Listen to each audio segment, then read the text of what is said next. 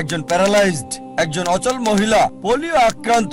সে পৃথিবীর দ্রুততম মানবী হলো 1960 সালের জন্য।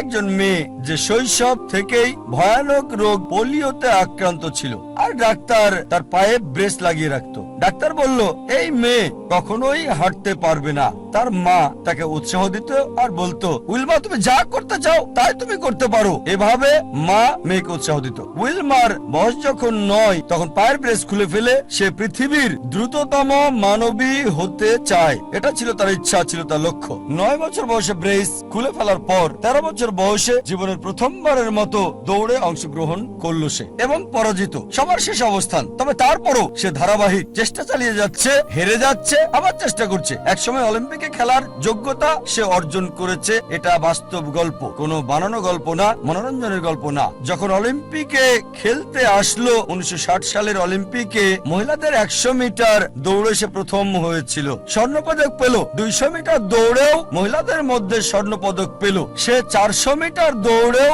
স্বর্ণপদকটা জয় করে নিল। 100 গুণ 4 মহিলাদের মধ্যে 1960 সালের অলিম্পিকে সে 3টি সোনা জিতেছিল এবং ইতিহাস রচনা করেছিল। একজন প্যারালাইজড, একজন অচল মহিলা, পোলিও আক্রান্ত। সে পৃথিবীর দ্রুততম মানবী হলো 1960 সালের জন্য।